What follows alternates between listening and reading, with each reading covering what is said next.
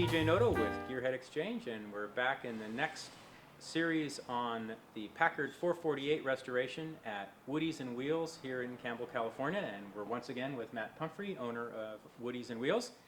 And Matt, tell me about this cylinder head. This is it's different from the cylinder heads I'm used to looking at. Yeah, these cylinder heads, there's no cylinder head, so to speak, like that you can remove.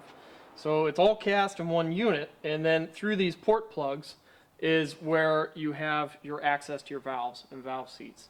So your heads are here, and your cylinders and pistons are moving up in here, and then you have your port plugs. Now this has dual ignition, and your dual ignition or your spark plugs run right in those portholes, and that's where your firing is.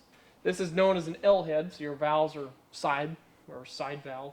A T head has a valve on this side and a valve on that side, and that, you know, they went up to about, Pierce ran a 4 valve per cylinder, so they would be a big giant combustion chamber. And is it called a side valve because the valve is next to the piston? Is that correct? Yeah, okay. There's L head, side valve. I mean, you can call them all, you know, whatever it is. It's just the valves on the side of the piston. Then there's also an F head with one in the head, one like this, and one on the overhead. So that, you know, there's just all kinds of different designs. I'm thinking back, and again, and we've talked about it before, but this is a pretty impressive casting for 1914. Yeah, well, it's just a good casting for any era. They made good castings all the way since the beginning.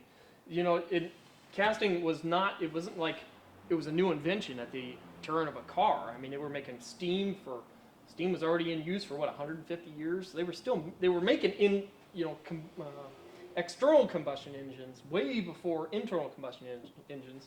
And so they just moved a lot of that technology into building these. But this is a very good casting. It's a very good cylinder design. And, you know, like the aluminum pan, they made all that type of stuff out of sand cast as well. But yeah, it's a great design, 4.5-inch bore. And when we speak about 45 horse, now back in the day, they used to tax you based on the size of the engine. And the size of the engine was based solely, really, on the bore. And so a 4.5-inch bore would have been a 45 horse. Doesn't matter what it ran on the dyno. It was just known as a 45 horse, and then, you know, it went up from there. So Pierce 66 was a 66 horse, and the bore was, I don't know, big, and the stroke was even bigger. Well, this looks big here. I mean, it looks like you could fit a quart oil can up into it. Yeah. It would have been common in the day, but by today's standards, you don't too often see pistons that big. No. Or bores that big, I should say. Yeah, so here we've done we've had to sleeve this cylinder, and we have new valve guides, new valves, and everything made for it. When we make valves, it's not like we can just run to the local store and buy new valves. So here we started with a blank out of Argentina, and then CNC'd it out, and wound up grinding the stem, and then go out, and when we have it polished, hard chromed and polished again, and then I go and grind the seat, grind the length, and you have your perfect little valve there. So little is one thing that valve is not, Matt. Yeah, 2.25 inches. This is not too small of a valve, but it's a good design, and the motor's going to scream when it's all together. This is a valve spring tester, and the reason for this is valve springs. The valve springs in an antique car, the old adage is that for every mile an hour you want to go, you use about a pound of spring pressure.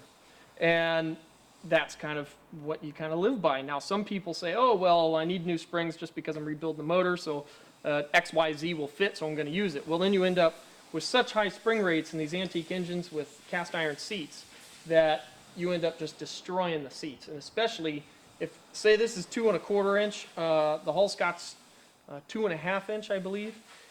When you start getting out to that big of a mushroom from the stem, and then you increase the spring pressure by, 4x, you can warp valves, you can bend valves, you can do all kinds of stuff. So if you're making new springs, make sure to use something that's relatively equal to what it was originally, and or fabricate them to be exactly original to what it was. And when you compress the spring, you compress it 1 inch and take the measurement? Is that how you do it? You take a closed height measurement, and then you take an open height measurement.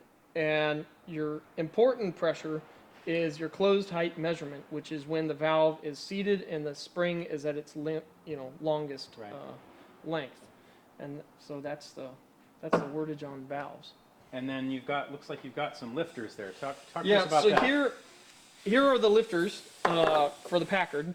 And you'll see people talk about, oh man, I got roller lifters, I got this, I got that. In high school, we used to put them in thinking they were so, the bee's knees or the cat's meow. And they've been around forever. And most people don't understand that. Most people don't understand that high-end antiques were far and away the highest quality car produced. And anyway, so these are new lifter bodies that we've fabricated for the old. And so this sits in the body here, as you can see. And then the cam's turning here, and it's basically hitting it up and down. And we've replaced it with needle bearings in the wheel, and basically just tightened up all the tolerances and made it so that it doesn't make any noise while it's running. So Beautiful. And what material is that made out of? this is 660 bearing bronze, and this is another bearing steel that it rides on. And that's how you adjust the valve clearance right there? Yep, this is just like a modern piece, and you just adjust your clearance with your bolt there. And so is that actually actuate on the end of the valve then, right there? Yeah, so your valve is riding Right. right dead on it like that. So your angles that you're never really thinking about until you have to get into it is that this has to be in line with the valve stem. So this has to be cut dead nuts flat to the seat.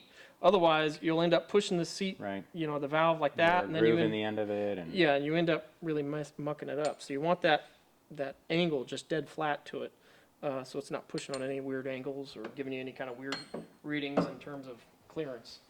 Well, thanks for sharing this. I love the handmade characteristics that you see on these old engines, and all the parts. They really are beautiful, and it's just great to learn about them. And I appreciate your time. Hey, well, thank you. And thank you for watching. And we'll see you next time on Gearhead Exchange and Woodies and Wheels TV. Thank you.